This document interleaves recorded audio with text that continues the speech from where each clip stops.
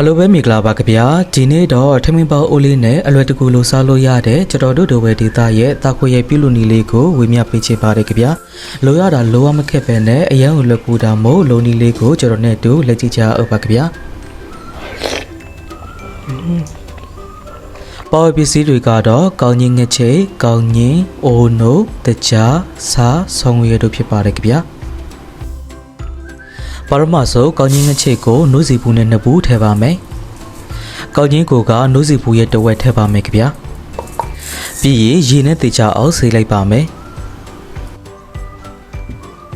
ကျွန်တော်တို့ရေကိုထည့်တဲ့အခါမှာကောင်းကြီးတစ်ဆဆိုရေကနှစ်ဆထည့်ရပါမယ်။ဒါကြောင့်ကောင်းကြီးကနိုးစီဘူးနဲ့နှစ်ဘူးခွဲမို့ရေကိုကနိုးစီဘူးနဲ့ငါးဘူးထည့်ပါမယ်ခင်ဗျာ။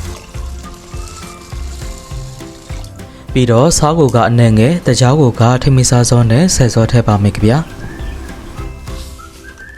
အနှံ့လေးငွေအောင်ဆောင်းငွေရဲ့လေးကိုလည်းထည့်ပေးပါမယ်ဆောင်းငွေရမရှိရင်မထည့်လဲရပါတယ်ခင်ဗျာပြီးရင်တမအငွေပြီးတော့ပုံမှန်ထမင်းချက်နေကြတိုင်းထမင်းပေါအိုလေးနဲ့ချက်ပေးလိုက်ပါမယ်ခင်ဗျာပြီးတော့အိုနိုကိုကျူပါမယ်အိုနိုကိုက900မီလီတုပ်ထားပါတယ်ခင်ဗျာအိုနိုတဲကိုစာနဲ့ငယ်တကြားကိုကထမင်းစားစောနဲ့လေးစောအနယ်လေးငွေအောင်ဆောင်းငွေရဲ့လေးကိုထည့်ပြီးတော့ကြိုပေးပါမယ်ကျွန်တော်တို့ဒီတောက်ခွေရိုက်ကိုလူတော်များများကလိုရတာခက်တယ်လို့ထင်ကြပါတယ်ကြဗျတကယ်တော့လေဘယ်နေရာပဲဒေသမှာမဆိုကောင်းကြီးငချိတ်လေးရှိနေရင်ဒီလိုထမင်းပေါအိုလေးနဲ့အလွယ်တကူလို့စားလို့ရပါတယ်ကြဗျအိုနိုကအကြာကြီးကြိုစံမလို့ပဲအနယ်လေးငွေပြီးတော့ဒီလိုပွဲလာပြီဆိုရင်ရပါပြီကြဗျကဲဒီလိုနာယိုဝဲလောက်ကြတာနဲ့ကောင်းကြီးငချိတ်လေးတွေလည်းကျန်နေပါပြီကျွန်တော်ကအထက်အောက်ပို့ပြီးတော့ကျင်းကြီးအောင်ရုံးမလေးနဲ့ငွေပြီးတော့နောက်တဲ့7မိနစ်လောက်ထပ်ချက်ပေးပါတယ်ခင်ဗျာ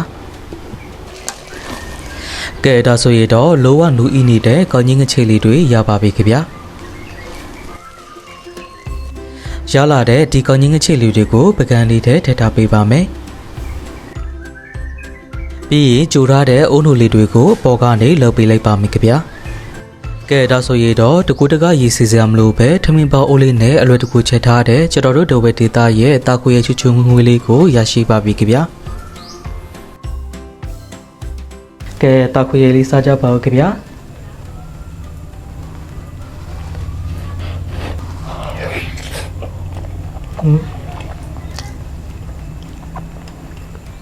ဟဲ့ကောင်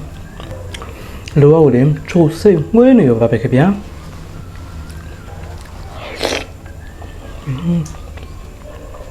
ကျွန်တော်ဒီကောင်းကြီးကလေကျွန်တော်မပြဲပဲနဲ့ဒီလိုတလို့ချင်းကွဲပြီးတော့နူနူအီအီနဲ့တော်တော်လေးကိုစားလို့ကောက်ပါတယ်ခင်ဗျာ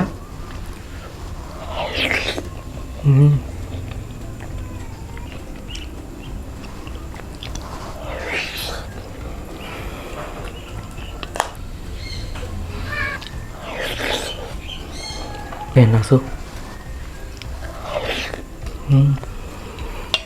ကဲဒါဆိုရင်တာခွေရဲ့ကိုဒီနေ့လေးကိုတုပ်ပြီးတော့ထမင်းပေါအိုလေးနဲ့အိမ်မော်လက်တူကလို့စားလို့ရပါတယ်ခင်ဗျာအားလုံးကျေးဇူးတင်ပါတယ်ခင်ဗျာဘိုင်ပါခင်ဗျာ